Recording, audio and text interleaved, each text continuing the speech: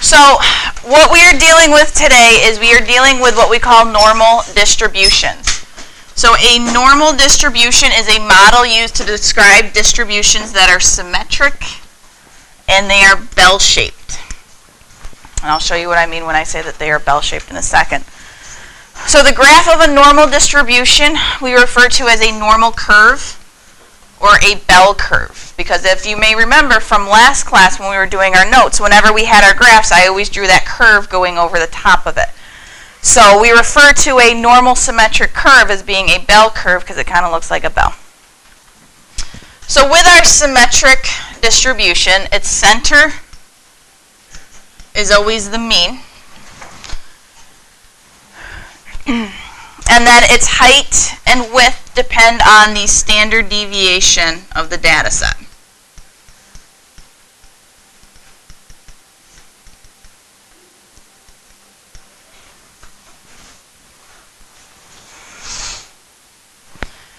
So if we look at our two examples we have down here, we have two bell curves. This bell curve is a little shorter than this one.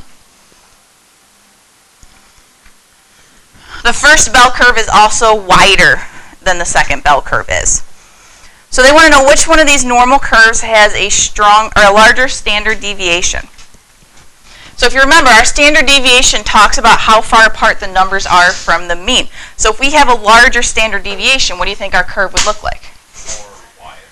More spread out. So this one has the larger standard deviation because it's more spread out.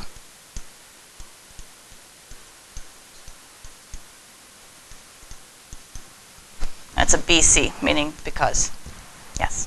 Isn't another way to write the standard deviation SX? But that's if you're talking specifically about a sample standard deviation, but we're not right now. We're just talking standard deviation. So then this other one over here, these numbers are going to be closer together because our bell curve is not as wide apart as the other one is. So those numbers are all going to be closer together.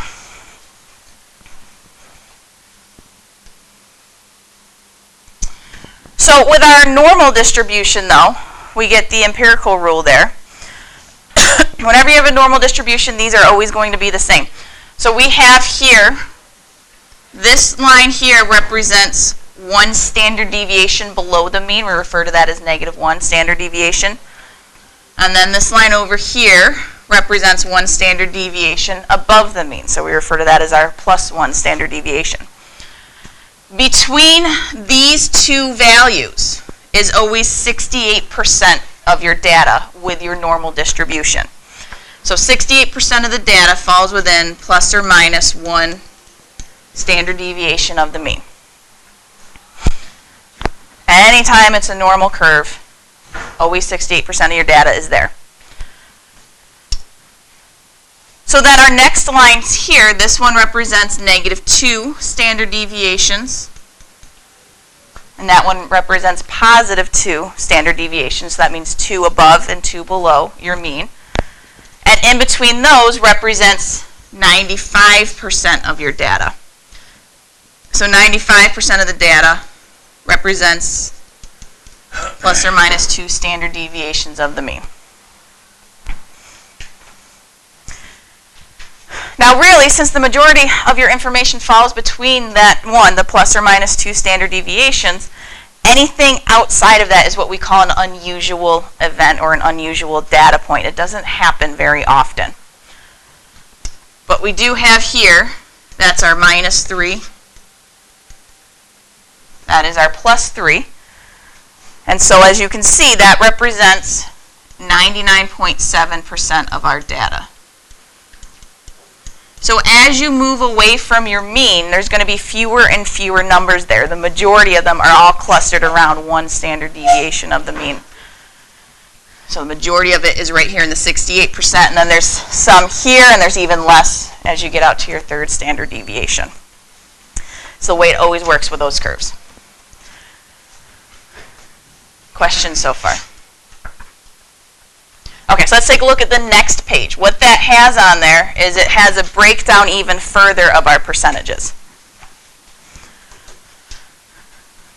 So remember, does anybody remember what this guy's called? No? That's our mu. That represents our mean. That's another letter we use to represent our mean there. So this right here is saying that this point right here is 3 standard deviations below the mean. We normally would write that as a -3. This line right here is representing -2. That one's representing -1. Again, because it's negative, it means it's below the mean. So 1 standard deviation below, 2 standard deviations below. This one would be +1, +2, +3. So what it's done is it's taken our percentages, as I said, and they've broken it down even further. So here is your mean. Mean is always exactly in the middle. So between your mean and 1 standard deviation above your mean, that is 34% of your data. Between 1 and 2 standard deviations is 13.5% of your data, and then 2.35% of your data. So that's how it's broken down. So if your data point is the mean, then it is better than 50% of your data. Since your mean is right in the middle, it breaks it up into 50%. To this side of it, this 50% is less. So like let's say we're talking about test scores, that means that 50% of the data did worse than the mean did. If I were to the right, that means that 50% of the data did better than the mean did. So if your data point is 1 standard deviation above the mean, then it is better than, what we do is we have to figure out the percentage for it. We know 50% up to the mean. So we know there's at least 50% of the data there. And as this percentage says, to get to 1 standard deviation above the mean is another what percent? 34. So we add that to the 50.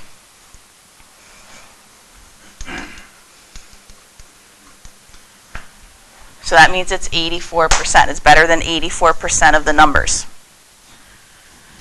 So if you recall from last class, whenever it's referring to and comparing you to the other people, if you're 84% better than other people, does anybody remember what that word was we used? Percentile.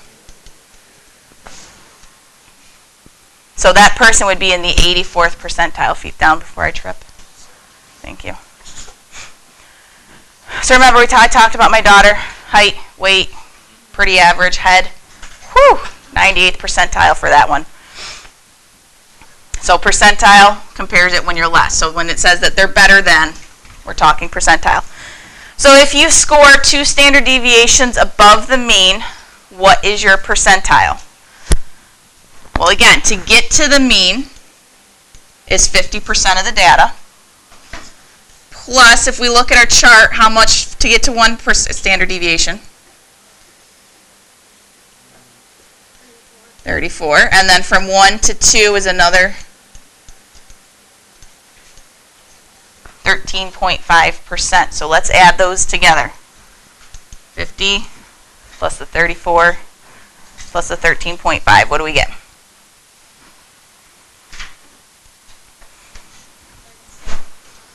97.5. Now with percentiles, we never actually deal with decimals, so that ends up getting rounded up.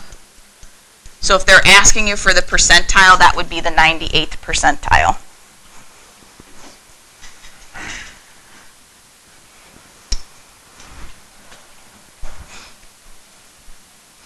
So now what's going to happen with some of these problems is they ask you to fit a normal curve to the data.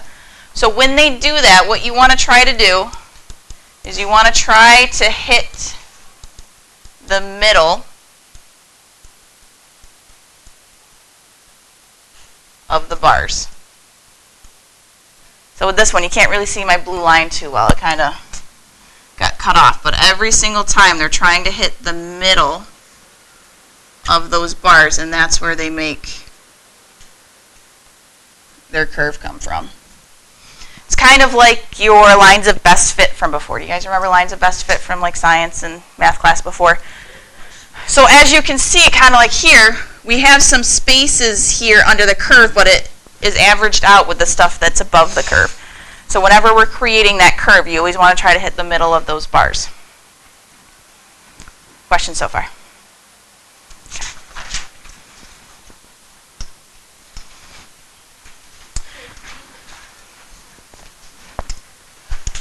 So on this graph, what I would like you to do first is try to draw your curve. Yourself again, try to hit the middle of your bars there.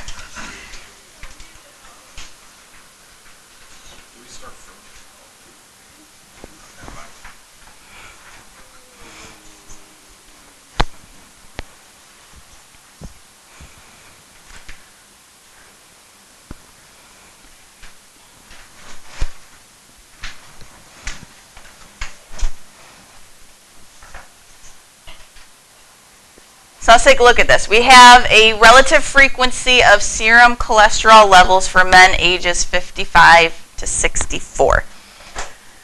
Now over here though on the left, what's different about this graph than what we've normally seen before? They're percentages, because they gave you up here the relative frequency as opposed to just the frequency. So if you look down here, frequency is your actual amount. They count it out. You have the numbers. You can look over to the side and you see what number was in that category. Relative frequency, however, is your actual count. Oops, I spelled that wrong.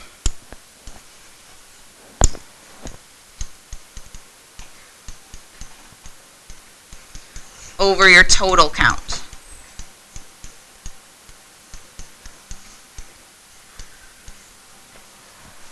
And it's a percentage. Sometimes they give you the decimal form of the percentage, but it's always a percentage.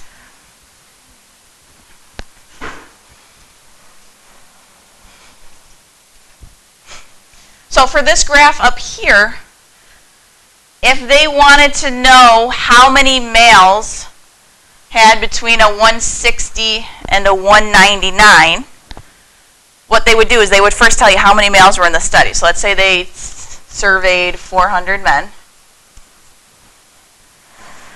and they wanted to know how many got a score between 160 and 199. That would be a kind of question that they would ask. Does anybody think they know what we would do?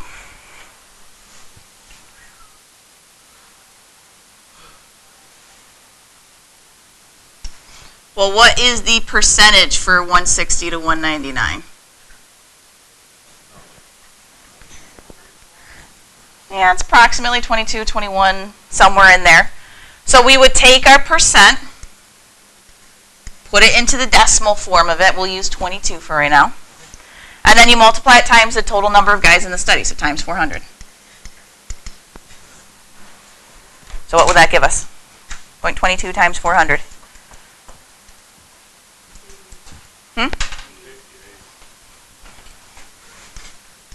So there would be 88 men who had between 160 and 199 as their cholesterol score.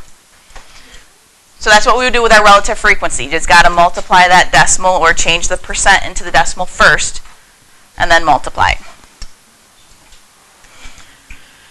Now the other thing that happens within our normal distribution between your mean, your median, and your mode is if we look at this, which column would be our mode in this? Which category of that histogram would be our mode? What is the mode? Yes, because this bar is the largest bar, because that means that that category has the most number of them. So that is your mode. But also we said what ends up being right here in the middle on your normal distributions. I always said the middle of your little bell curve is your mean.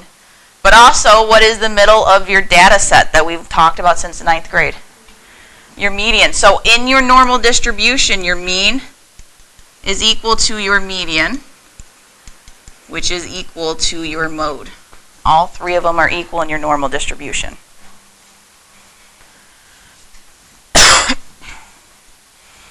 So we use that to help us determine if it actually is a normal distribution. You'll see that on the next page. Let's take a look at our example here. So we have 424 juniors recently took the SAT exam. On the math portion of the exam, the mean score was 540, and we had a standard deviation of 80. So if the scores on the exam were normally distributed, so they're telling you it's a normal distribution right here, they want us to answer the questions. But in order to answer the questions, you have to draw yourself a little bell curve. So you want to draw yourself a little curve. Try to make it as symmetric on both sides as you possibly can, but it's not going to be perfect. And then you draw a straight line underneath it that represents your x-axis. So we got a little bell curve, straight line underneath.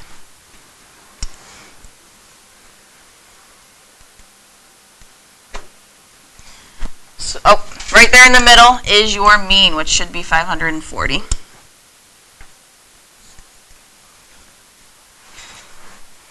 Mean's always in the middle.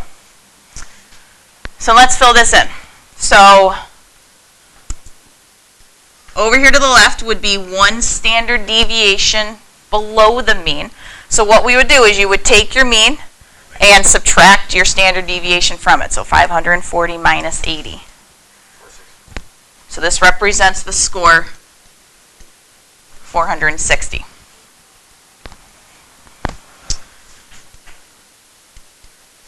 So let's go to one more. Let's go to a -2. So 2 standard deviations below the mean.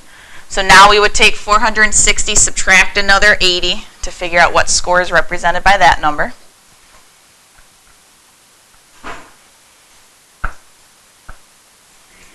$380. And then let's fill in the other side. So we'll go 1 standard deviation above the mean. 620. And then a second standard deviation above the mean would be 700. So now you're going to want to keep handy that bell curve we had on the other page there. The one that looks like this, that has the broken down percentages on it. You're going to want that one handy. So they want to know what percentage of the scores fell between 460 and 700, and they want you to shade the corresponding area on your bell curve up here. So 460 is here, 700 is here. So we're looking for what percentage of the scores fell between those two numbers.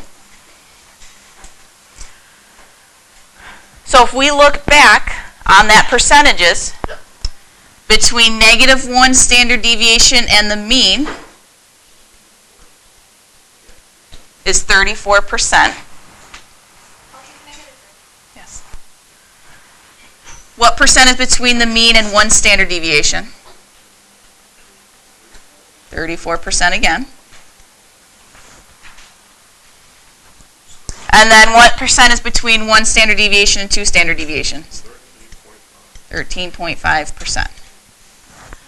So to find out what percent of the scores fell between those numbers, you've got to add those together. 34 plus 34 plus 13.5.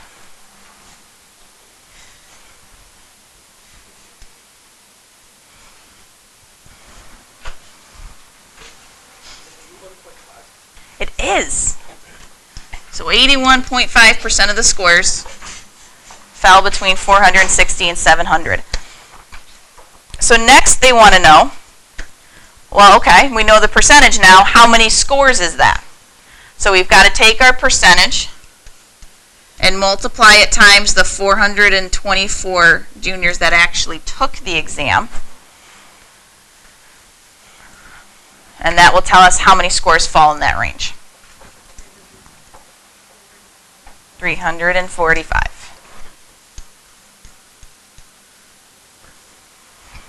So there are 345 scores between 460 and 700. So in part C, Amanda scored 780 on her exam. What percent of the students who took the exam did better than she did? So let's first get 780 on our bell curve up here. So we left off at 2 standard deviations with 700. If I go up one more, that would be my 780.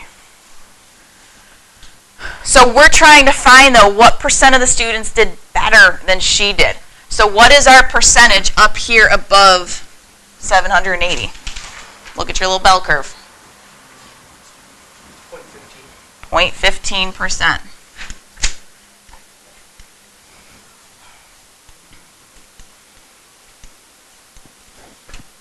So it's 0.15% of the students did better than she did. So then part D, they want to know how many students is that. So I'm going to take my 0.15% times 424. And what do we get?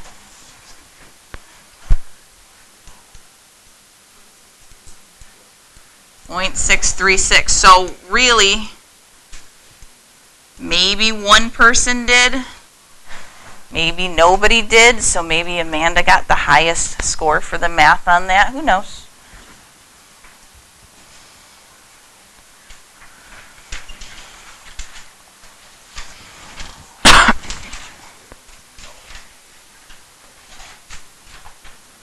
So what do we get? What's our mean? 12.6, and our standard deviation? 1.5. Okay, part B. Why can we use a normal distribution model? Question mark. So this kind of goes back to what we were talking about. Normal distribution means mean is equal to the median. So our mean is 12.6. If you look at your calculator, what is our median to the nearest tenth?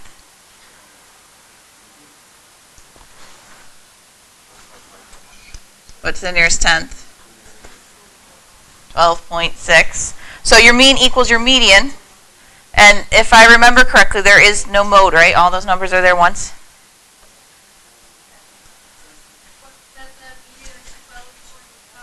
Yep, but it's the nearest tenth. No mode, right?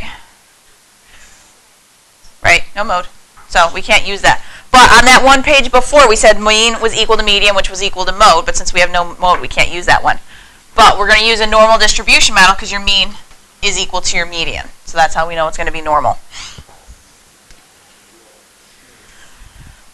So down here, C, assuming a normally distributed population of crabs, what percent will fall between 9.6 pounds and 15.6? So we got to draw ourselves a curve. And then your line underneath it.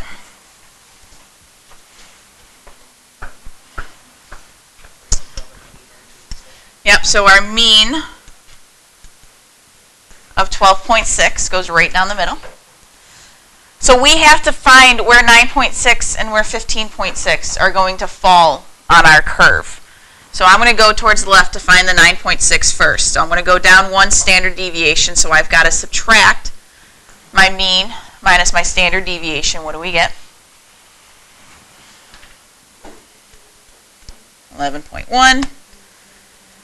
So let's subtract again, another 1.5. Gives us our 9.6. So we find our 9.6 is at 2 standard deviations below the mean. So now let's find our 15.6. So I'm going to go 1 standard deviation above, gives us what?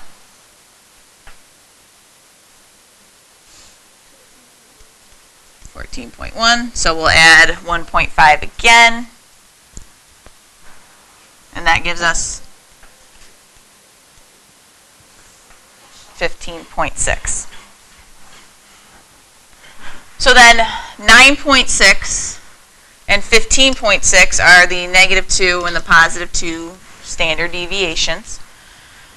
So back on the first page, what did I say was between -2 and +2 standard deviations? What percent? Look back if you need to. What percent is between 2 standard deviations? Between -2 and +2.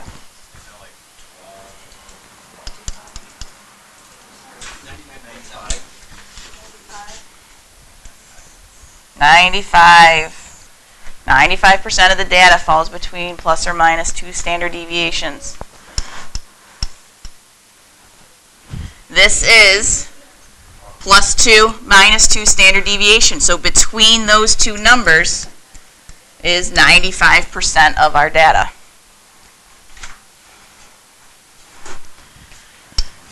Next one, D, it says fishermen throw back any crab caught below 8.1 pounds. Approximately what percent of the crabs caught will need to be thrown back? So we got to find where 8.1 is going to fall on our curve. So we're at 9.6. So yeah, if we go down one more, that's 8.1. But we're looking for the crabs that weigh less than 8.1. Yeah, so 0.15% is what is beyond our third standard deviation. So 0.15% is what will be thrown back.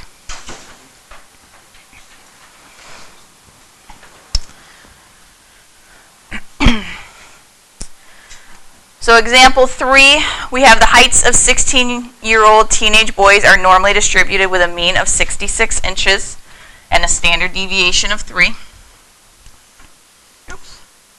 If Jason is 72 inches tall, what is his percentile rank? So again, first thing we need to do, they talk about it being normally distributed, so you've got to draw your little curve. We're going to put our mean right there in the middle, 66 inches. So we're looking for 72 inches this time. So I'm not even going to bother going below the mean. I'm just going to go above the mean because 72 is higher than 66.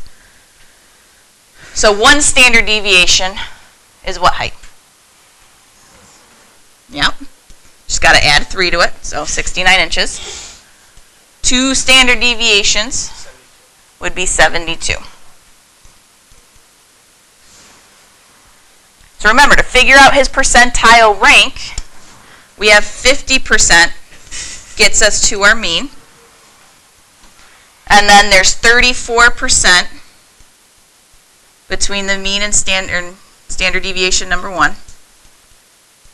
And then it's 13.5 to get us to the second one. So we got to add those up. 50 plus 34 plus 13.5. Yep. It would give you 97, but as we said, you can't have 0.5 of a percentile, so that's your 98th percentile. So that would be his ranking.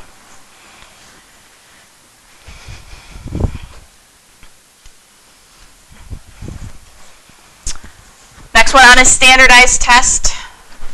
The mean was 55 with a standard deviation of 7.2. What score would a student in the 84th percentile have? So this time they're asking us for the score.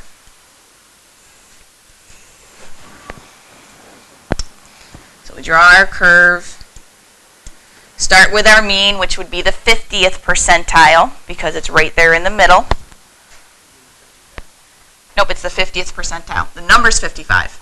But it's a 50th percentile. So then if I go up 1 standard deviation, that's another 34%. That's our 84th percentile. Your first standard deviation above is your 84th percentile.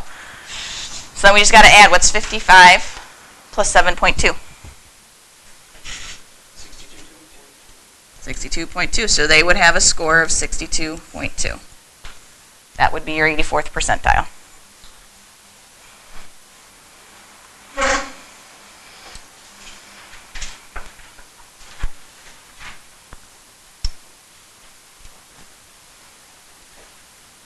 So then last page there, that's just a little summary again.